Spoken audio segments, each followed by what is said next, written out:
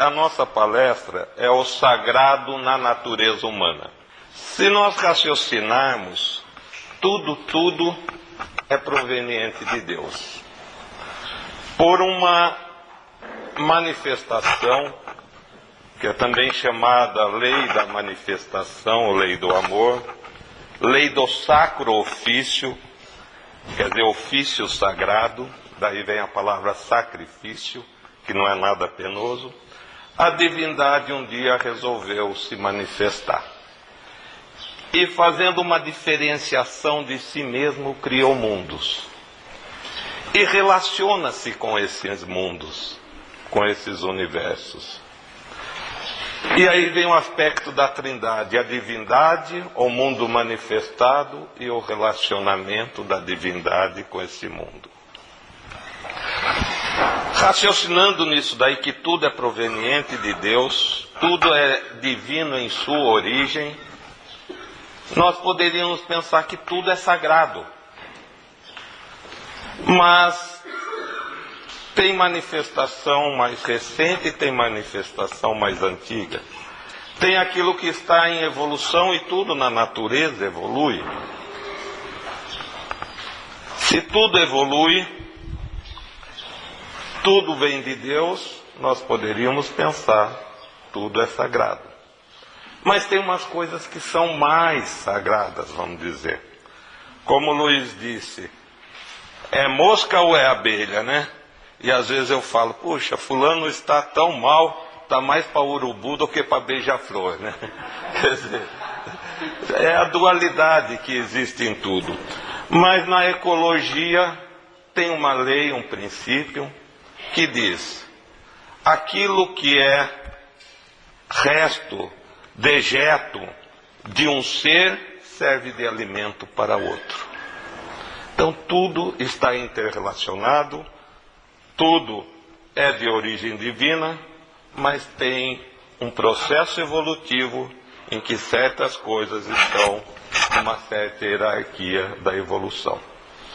E nós, como seres humanos, temos em nós tudo que existe no universo. Por isso que diz, o que há no macrocosmo, o que há no universo, também existe dentro de nós.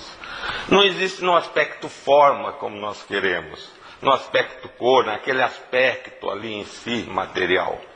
Mas existe no aspecto funcional, sob o ponto de vista de funcionabilidade, como nós vamos ver. E vamos falar do sagrado na natureza e depois o sagrado no ser humano. Nessa transparência, vocês têm as três cores primárias: vermelho, azul e amarelo. A divindade é una, mas ao se manifestar o faz por três aspectos. É o mundo criado, é a divindade e é o relacionamento da divindade com esse mundo. Eis aí os três aspectos. E fazendo uma analogia, aí se entende mais facilmente, pela união dessas três cores entre si, a trindade, são três aspectos de uma mesma unidade, que a luz é branca, mas em seu aspecto primário, combinando o amarelo com o vermelho, nós temos o alaranjado, o amarelo com o azul ou verde, e o amarelo com, ou melhor, o azul com o vermelho ou violeta. E a união de todas elas, nós temos 7 cores aqui. Então tudo na natureza é 7. E aí podemos relacionar também com as notas musicais, do, ré, mi, fá, sol, lá, si. É um meio assim mais simples para a gente materializar um pouco a ideia. Pois bem, esse aspecto da divindade resulta em 7. Agora, tem algumas coisas na natureza que ficam evidentes, e aqui vocês têm que ser clarividente para conseguir enxergar. Mas eu vou, com a transparência, suprir isso daí com o pincel, embora as minhas limitações em desenho. Vamos dizer uma medida aqui que nós vamos chamar de A. E uma outra medida que vamos chamar de B.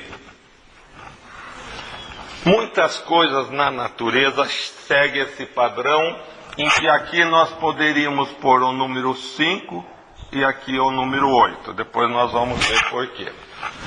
Essa relação do 5 com 8 nos possibilita o seguinte: nós fazemos uma equação que A está para B, em que A é o numerador e o B é o denominador, assim como é igual B está para A mais B. O que é isso? Se nós pegarmos e colocarmos o 5 aqui no A, o 8 aqui, nós vamos ter uma medida que é 0,6. Dividindo 5 por 8 dá 0,6. E se nós pegarmos o 8 e dividirmos por A mais B, que é 5 mais 8, dividido por 13, nós vamos ter também 0,6. Essa medida nós encontramos em tudo na natureza. E é o que Pitágoras chamou de seção áurea. Uma medida áurea. E se nós pegarmos essa primeira medida do 5 e depois a do 8, vamos ter dois retângulos. E são medidas harmônicas que existem em toda a natureza. E essas medidas harmônicas são consideradas belas, são bonitas. E só existe um ponto em qualquer linha que vai corresponder a essa proporção. Agora, isso daí é uma coisa aleatoriamente? Não. Não é uma coisa aleatória, tem uma razão de ser, como nós vamos ver logo mais. Se nós pegarmos um semicírculo, e nesse semicírculo, talvez seja melhor eu pegar uma outra folha, tem a quadratura do círculo, que é muito conhecida, muito divulgada, e que se baseia num princípio em que nós pegarmos o semicírculo e do meio dele, aqui um semicírculo, no meio dele, procurarmos um quadrado que parta do centro desse semicírculo. Então vamos dizer que seja isso e isso. Fazendo uma tangente pela parte lateral do semicírculo, nós vamos ter o quê? Vamos ter uma medida áurea. Em que, como nós falamos, vamos por aqui está por 8, aqui estaria 5, tanto de um lado como de outro. Ou ainda, é a mesma coisa, se nós dermos a medida de 1 daqui a aqui, nós vamos ter aqui do lado 0,618 mais ou menos, né? Às vezes um pouco mais e um pouco menos. É uma medida áurea. Pois bem, acontece que como que isso daí nós vamos encontrar na natureza. Isso daqui, é bom que se diga, essa medida 1, somada com esses dois aqui, vai dar 2,2 361. E a raiz quadrada de 5 vai dar isso aqui, 2,2361. Onde nós encontramos isso daí como algo sagrado da natureza? E como que surgiu isso daí? Isso aí surgiu do seguinte modo. Tem uma escala chamada numérica de Fibonacci, que começa com 1, depois 1 mais 1, 2, 2 mais 1, 3, 3 mais 2, 5, 5 mais 3, 8, 8 mais 5, 13, 13 mais 8, 21, 21 mais 13, 34. O que nós fizemos? Somamos dois números na sequência até 3 e daí para frente. Então, começamos 1, 2, 3. Tudo na natureza é 3, a trindade. 1 mais 2, 3. 3 mais 2, 5. 5 mais 3, 8. 8 mais 5, 13. E assim vai. Essa numeração. Bom, isso vai ao infinito. E qualquer número daqui, a partir do 3 para frente, que nós dividirmos pelo seguinte, vai dar 0,6. E se nós dividirmos o número seguinte pelo anterior, dá 1,6. E na verdade, aproximadamente 1,618, que tem que ver com o π.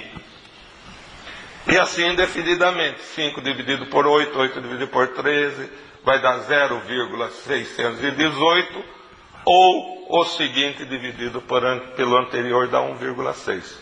É a proporção 8 e 5 que eu fiquei só nela para o entendimento. E assim vai. E se nós dividirmos sempre um pelo anterior, é um número irracional, quer dizer, que vai ao infinito. Não tem fim. Continua indo. E pode pôr zero no computador e nunca acaba, quer dizer.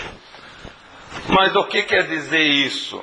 Que dentro dos limites materiais da natureza, há um poder ilimitado da divindade. Através desses limites, nós penetramos naquilo que não tem limite, penetramos no infinito. Além disso, onde nós vamos encontrar então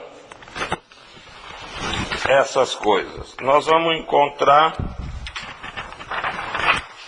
nisso daqui, que projetado daria outro aspecto, mas que aqui está um pouco ofuscado, é uma margarida.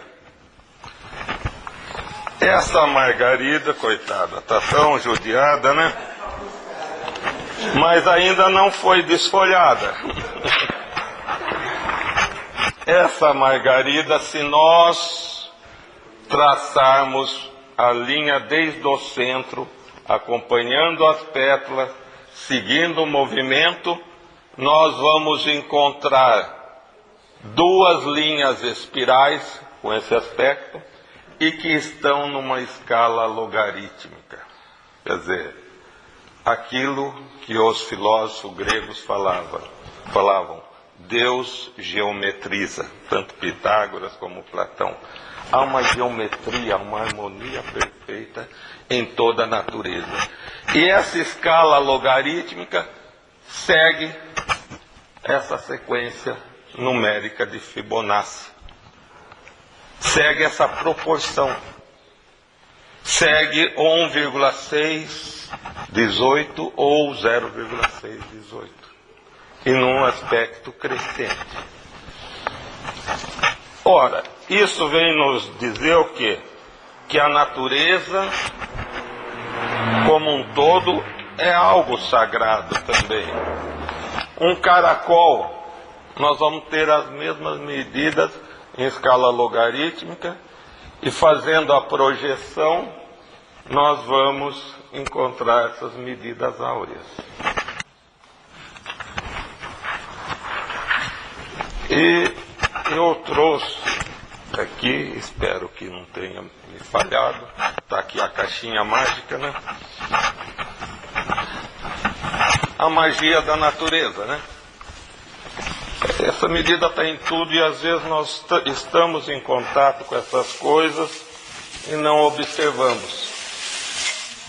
Vejam só, a pinha. É uma maravilha, né? Está seguindo essa escala logarítmica segundo essas proporções áureas.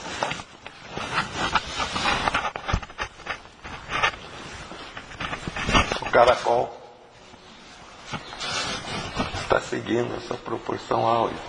E o caracol que existe no nosso ouvido interno também segue essa proporção áurea. Isto é uma manifestação da divindade na natureza, mostrando o sagrado que existe aí. Agora, nós temos, e era usado na escola pitagórica, o pentágono, a estrela de 5 pontas, que era um meio de reconhecimento entre eles. E por que isso daí? Foi por acaso? Não. Se nós pegarmos da lateral aqui à extremidade do círculo, nós temos a medida 1. E aqui também 1. E no meio 0,618. Se nós traçarmos uma estrela de 5 pontas dentro de um círculo, nós vamos ter essas medidas áureas na estrela. Se nós pegarmos, e agora aqui vai precisar um pouco de força visual de vocês, uma macieira, uma maçã, nós vamos ver o pentágono através, uma pera, uma maçã, através de suas sementes. A natureza se manifestando com as medidas áureas.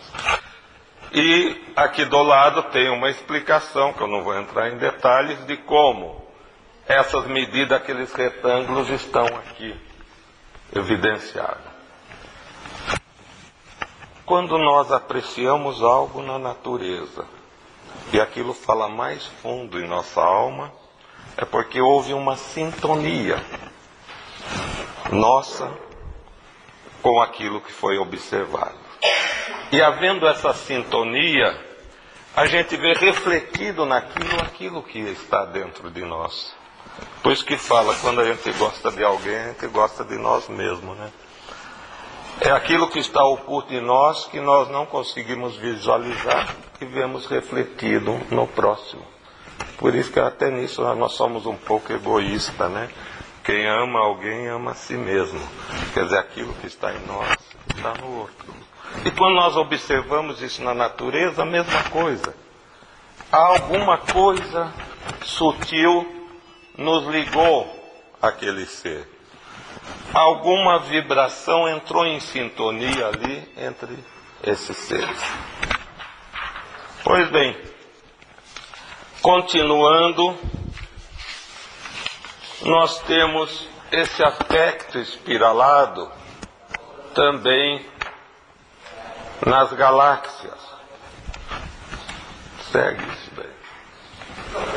Pois não? A maioria das galáxias tem essa forma ou existem outras formações? Como existem muitos universos, suponho, e posso estar errado, que nós temos talvez outras proporções, outras formações, né? Mas dentro do que nós conhecemos, nós temos o DNA. Também segue um aspecto espiralado e também aí existe uma proporção. O que existe no macrocosmo existe no microcosmo. O que está em cima é igual que está embaixo. Não existe em cima nem embaixo, nem fora, nem dentro, nem pequeno, nem grande. Tudo se interrelaciona. Mas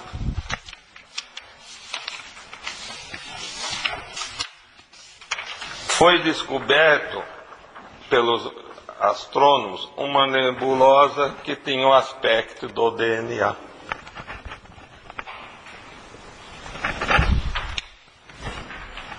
que foi fotografado, né? Agora vamos ver, nós falamos da natureza e o ser humano, o que há de divino nele, né? Então vamos pegar isso aqui que às vezes assusta as crianças, né? O esqueleto. Não, nós já vamos falar de você em breve, aguarde.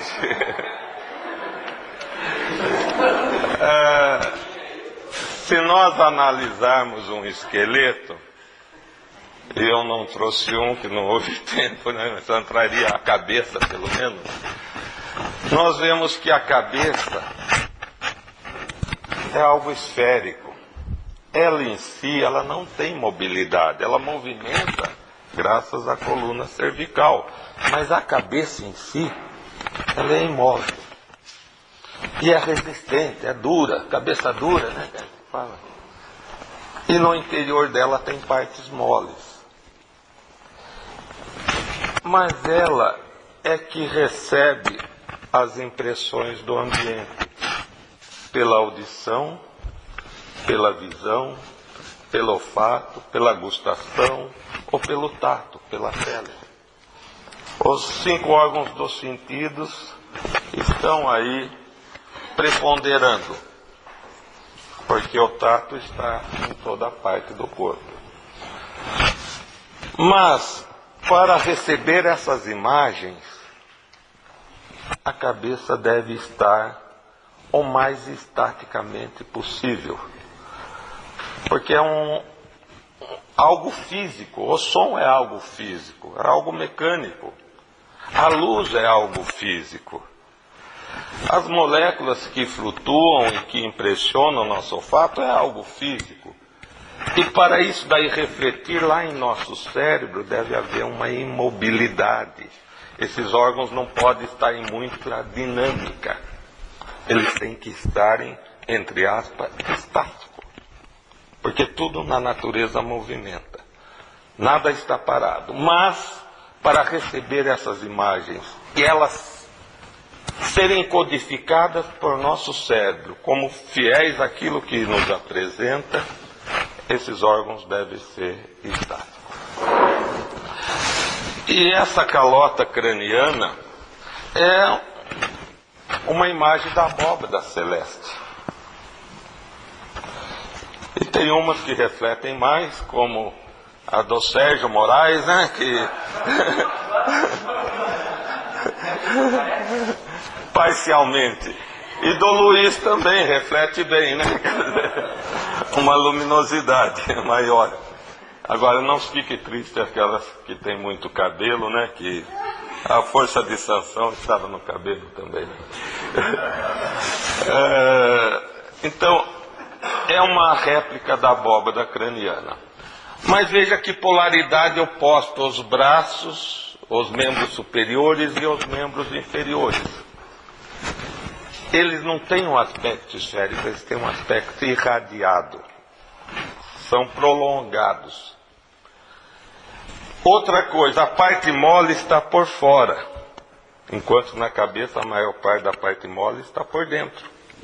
São uma polaridade. Os braços e os membros estão em movimento, é ação, é energia em movimento. E para eles funcionarem, tem que estar em ação. E uma ação altamente dinâmica, vamos dizer. Enquanto que aqui nós falamos que tem que ser, entre aspas, estático. Pois bem, aqui é o pensar a cabeça. E os membros representam a ação, a atividade. E unindo esses dois extremos, e aqui a gente coloca como um só o abdômen junto com os membros, porque o abdômen também está em muita atividade, é ali que estão nossos instintos. As células se reproduzem muito rápido, o fígado, tirado um pedaço, ele se regenera, ali estão os órgãos reprodutores produzindo células, é uma parte metabólica altamente dinâmica. Assim como são os membros para se locomover. Mas unindo essas duas, nós temos a parte torácica, que enquanto um era pensar na cabeça e os membros ação, o abdômen também ação, nós temos uma parte intermediária que é um pouco de ação e um pouco de estática. As costelas, a caixa torácica, já não tem aquela forma perfeitamente esférica da cabeça, mas as costelas estão sob uma forma parcialmente esférica. E estão através das costelas que representam os braços e as pernas, aquele aspecto irradiado, formando uma esfera. Então perceba como é uma parte intermediária entre a cabeça e os membros. Além disso, ali o que está sendo? Está sendo um ritmo. É o ritmo cardíaco e é o ritmo pulmonar. Não quer dizer que lá na vesícula, no fígado, no rim, não tem um ritmo. Mas prepondera o ritmo aqui. E essa parte é que une o pensar, a ação, e essa parte representa o sentir. Tem aquele livro do Pierre Vai, O Corpo Fala, né? Vocês conhecem, né? Então a pessoa fala, não, eu não quero isso, tal, mas está com a cabeça lá querendo, né? Assim, ela quer saber alguma coisa, a pessoa projetou a cabeça para frente e quer saber. Ou então não está servindo um bolo lá numa festa, não quero, mas a barriga está para frente, é um instinto, né? Quer dizer, quer comer, né? Ou então vê uma pessoa assim, aquele sentimento, né, de prazer, aquela inspiração, né? Pois bem, aqui está o sentir, está um aspecto rítmico da natureza. Pensar, cabeça, sentir, tórax, e querer no sentido de ação, os braços. E o interessante é que, estamos fazendo um parênteses, as coisas na natureza, no processo de cura, elas vão de dentro para fora e de cima para baixo, como se formasse uma cruz, de dentro dos órgãos mais nobres, que estão mais no interior, para o exterior, de dentro para fora e de cima para baixo. Até os antigos falavam, quando a doença chegar nos pés, vai desaparecer, vai sumir. Se nós pegarmos uma criança que está irritada, nervosa, tal, nada está bom, aquele pensar, aquele pensamento junto com o sentimento não está bem. Depois vem a febre e não sabe do que vem. De repente começa a exonerar, pôr para fora, vem o sarampo. Quando saiu a doença na pele, alivia interiormente. E começa a erupção em cima e vai descendo. Então é de dentro para fora e de cima para baixo. Agora, o que dá essa harmonia, a busca do equilíbrio, esse ritmo aqui? É a parte do sentir, é a parte do pulmão e do coração. E isso daí tem uma validade muito grande sob o aspecto de vista da medicina espiritual. E tem a medicina antroposófica que cuida muito disso. Mas pessoal, mas o que tem que vir aí de sagrado? Acontece que esse aspecto dessas três qualidades no ser humano, de pensar, sentir e querer, isso daí se reflete em todo o nosso ser. Se nós pegarmos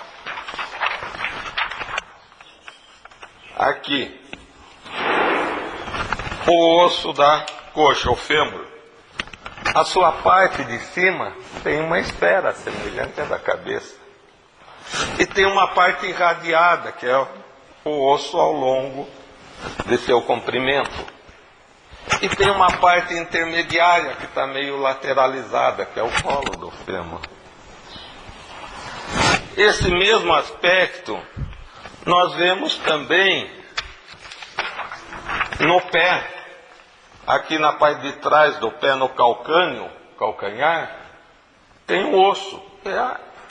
Repete aquele aspecto esférico.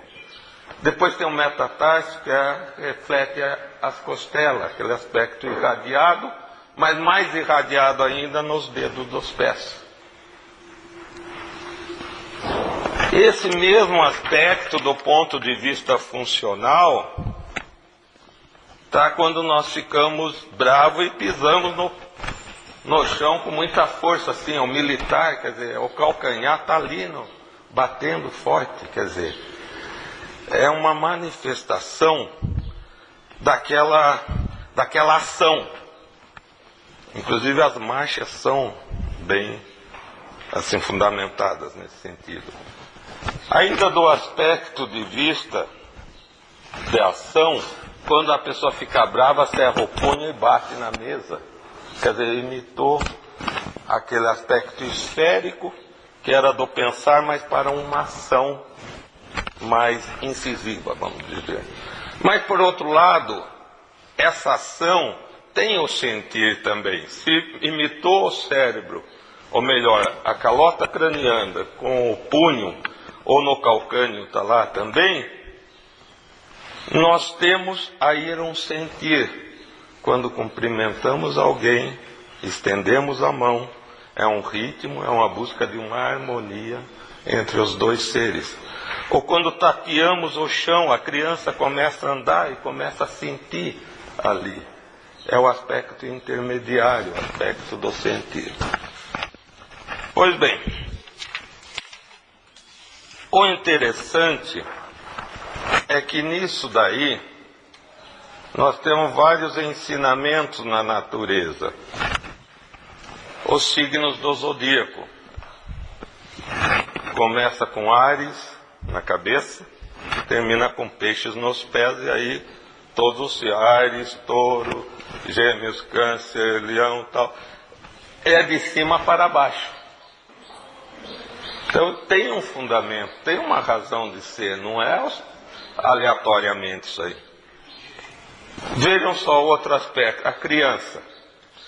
O processo encarnatório se dá de cima para baixo. Quando ela começa, nos primeiros dias de vida, aquela cabeça mole, depois começa a fixar melhor a cabeça. Depois vem o tórax, os braços, o abdômen, começam as coxas, começa a gatinhar, depois os pés e ela fica em pé. Ó, o que é isso daí? O processo encarnatório de cima para baixo. Então isso é altamente sagrado, segue uma lei da natureza. E ao mesmo com os signos do zodíaco.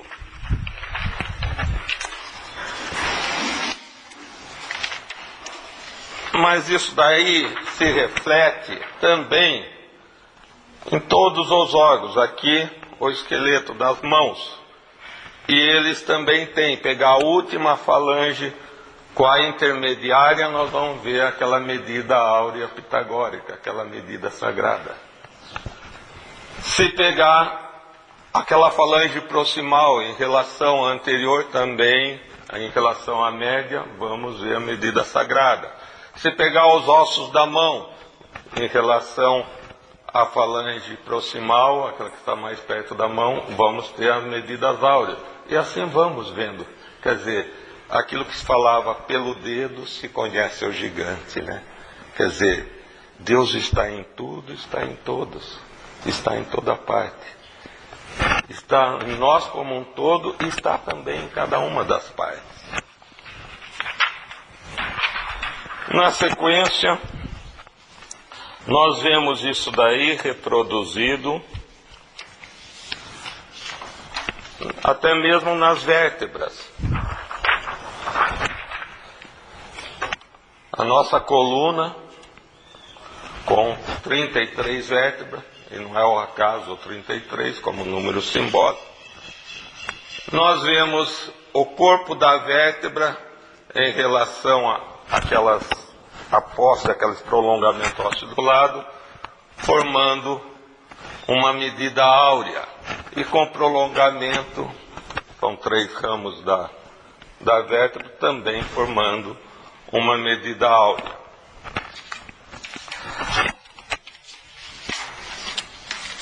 E isso daí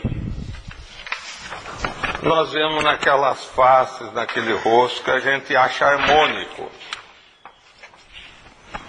Se nós formos ver, vamos encontrar medidas áureas em nossa face também. E quanto mais harmônica for, mais bonita geralmente é. Então, quando nós gostamos de alguém, podemos gostar dessas medidas áureas. Agora é lógico que cada um gosta de um, né? Quer dizer, tem gosto para todo tipo, né? Pois bem, isso aqui ficaria muito mais bonito se fosse na transparência projetada, mas vai. Nós temos nessa região um osso bem lá no fundo do nariz, indo em linha reta no fundo do nariz, encontramos o esfenoide. Em cima do esfenoide tem uma concavidade, que é a célula túrcica, onde está a hipófise. A hipófise é uma glândula que controla muitas das outras, está relacionada com a tireoide, com a suprarrenal, com o testículo no homem, com o ovário na mulher, e está relacionada também com o fator de crescimento. É uma glândula muito importante. E é sagrada. Por quê? Além dessa função fisiológica, ela, embora seja do tamanho de uma ervilha, quando ativada em sua parte oculta, em sua parte esotérica, é responsável pela clarividência. A pessoa vê a distância através de objetos opacos e vê também o mundo oculto que nos rodeia. Agora, precisa tomar muito cuidado, que às vezes a pessoa fala, o fulano está clarividente. Precisa ver se não é um tumor lá na hipófise, coisa assim, né? Já vai achar que está com poderes. E às vezes tem outras pessoas que são viciadas em droga, começa a ver 1001 coisas, nós já vamos falar disso também. Mas tem uma outra glândula bem no centro da cabeça, do cérebro, estaria aqui. Então veja só, aquilo que é mais nobre é mais protegido. A calota craniana, depois vem a meninge, a dura mater ali, que é uma barreira difícil. Depois vem o cérebro, e lá no meio do cérebro está a pineal, a glândula pineal, também chamada de epífise. E os antigos já falavam, a pineal é o ponto em que a alma se une ao corpo. A pineal é a sede da alma. E ela está relacionada com o chakra coronário, que está aqui na cabeça, na parte. Por isso que tem a coroinha do padre aqui. Por isso que os judeus usam aquele kippah. Por isso que o Buda também é apresentado às vezes com isso. Enfim, está relacionado com o chakra coronário. Por que coronário? Coronário vem de coração.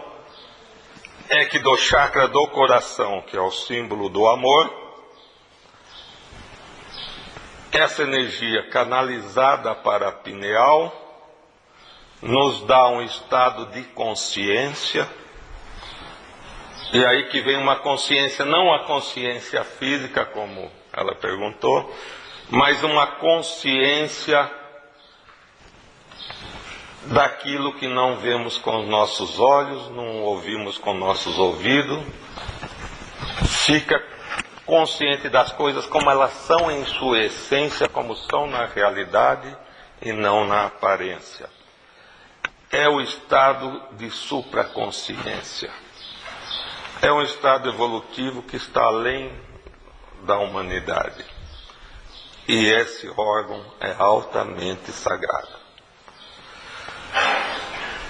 E as pessoas dizem, eu quero desenvolver o meu chakra coronário. Quer dizer, ele já evoluiu um pouco, ele não quer só viagem astral, né? Mas a natureza não dá saltos. E pão com pão não dá sanduíche, né? Quer dizer, se ela não se melhorar a si mesma, nunca vai atingir isso. Por quê? Para despertar esse chakra e ativar a pineal, há necessidade de ter duas coisas apenas. Qualquer um pode ter. Uma chama sabedoria e outra chama amor. Pela sabedoria valorizamos-nos para a vida. Pelo amor somos pela vida valorizados. São duas asas. Se uma tiver quebrada, não vai alçar voo. Agora, não há dúvida que uma qualidade dessas aí puxa a outra. Geralmente quem tem mais sabedoria, e sabedoria supera o conhecimento, que é utilizar o conhecimento no bom sentido, no sentido altruísta, acaba desenvolvendo o amor. E quem tem amor acaba desenvolvendo a sabedoria. E essa glândula, ela fica ativada. E Blavatsky, seu último volume da Doutrina Secreta, fala que aí tem 7 matizes de cores percebida pelo clarividente. E as 7 matizes, que são muito luminescentes quando os pensamentos são altruístas, se refletem no coração. E ela fala de 7 cérebros no coração. Quer dizer, é difícil a gente entender na nossa linguagem ocidental, no nosso raciocínio, o que são esses 7 cérebros no coração. Quer dizer, a gente vê que nada está dissociado, a sabedoria e o amor estão juntos. E esse reflexo no coração acaba dando uma luminosidade muito grande, e o amor aflora, e aflora junto com a sabedoria.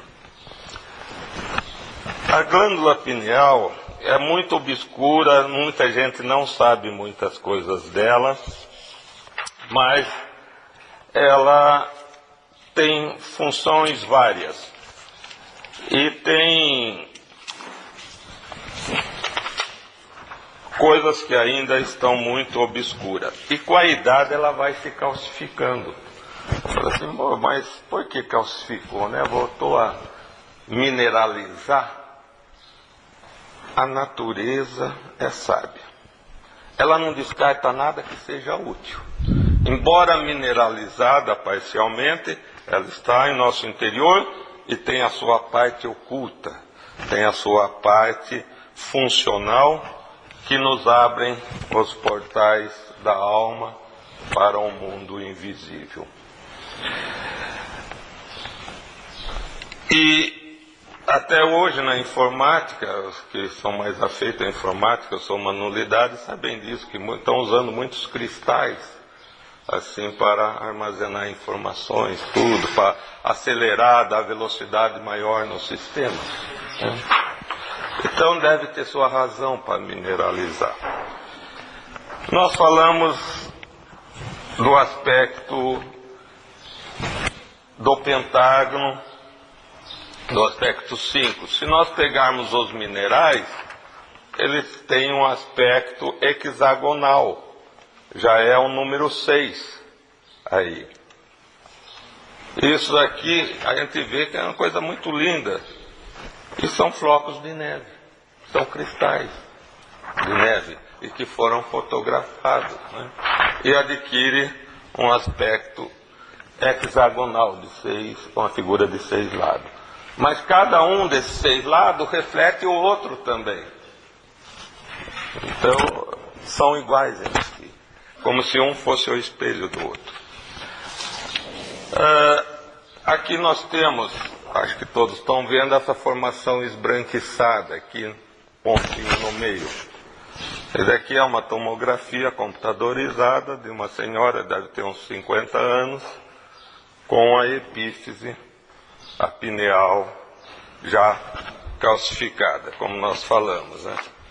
Aqui mesma coisa, vendo lateralmente, a gente vê um pontinho branco aqui, que também é a pineal. Enquanto a pineal está aqui, a hipófise está aqui.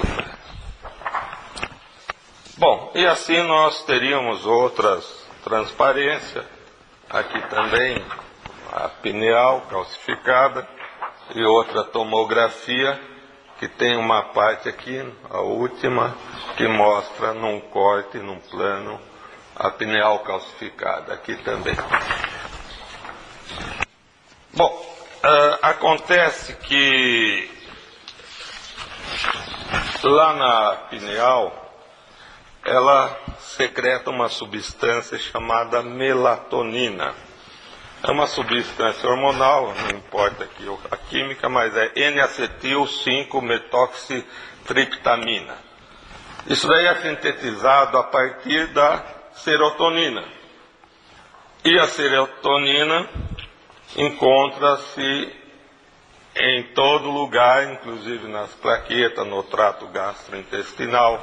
É responsável pelo pigmento da pele, a melatonina, e corresponde a um subplano etérico. Aqueles que estudam teosofia há mais tempo sabem. E é o subatômico. E é responsável por produzir o calor corporal, faz funcionar os órgãos do sentido, ajuda, e na pigmentação da pele.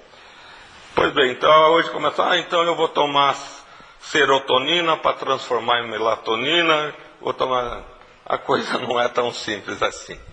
É uma secreção normal do nosso organismo a partir de determinados atributos de purificação da nossa personalidade, né?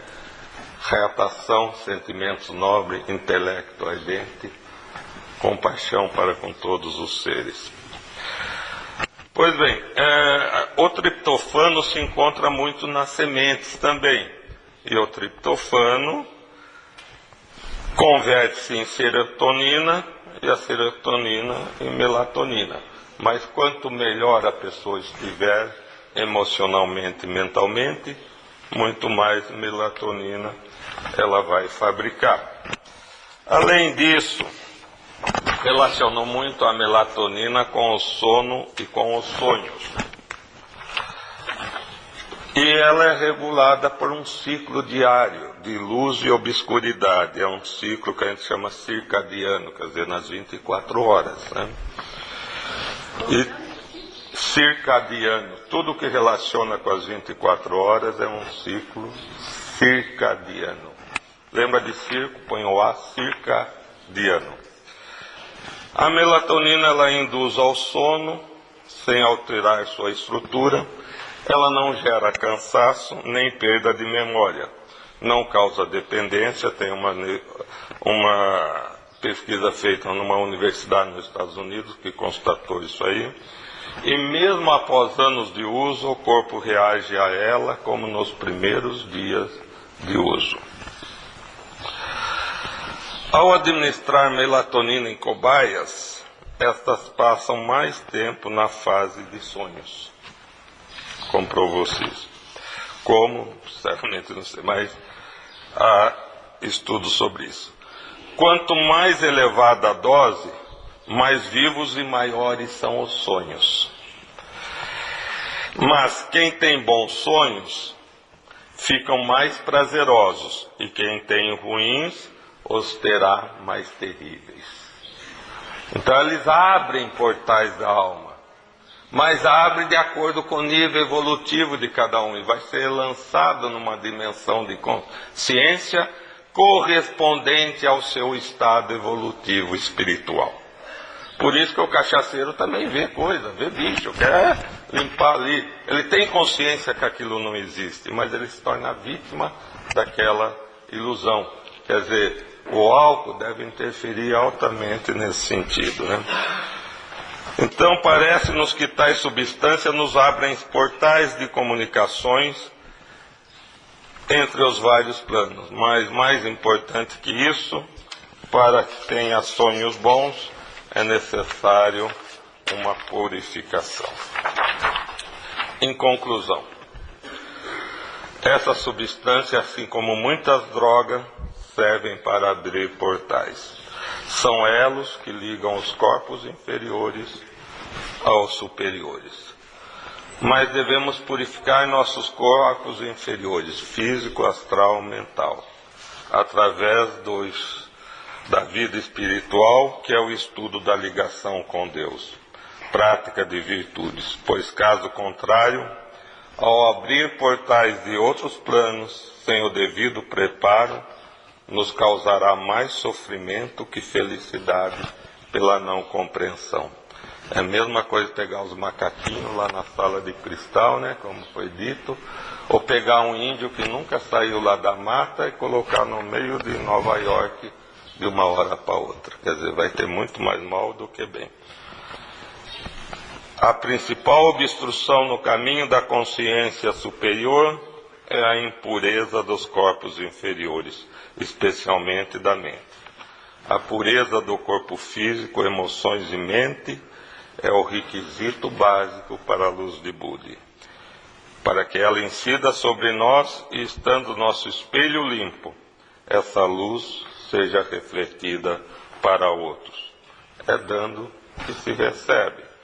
Senão tal luz, não podendo ser refletida, penetra em nós mesmos, assim, não podendo sair como toda energia, não desaparece e pode transformar-se em energias altamente prejudiciais quando usada egoisticamente, acumulada em nós.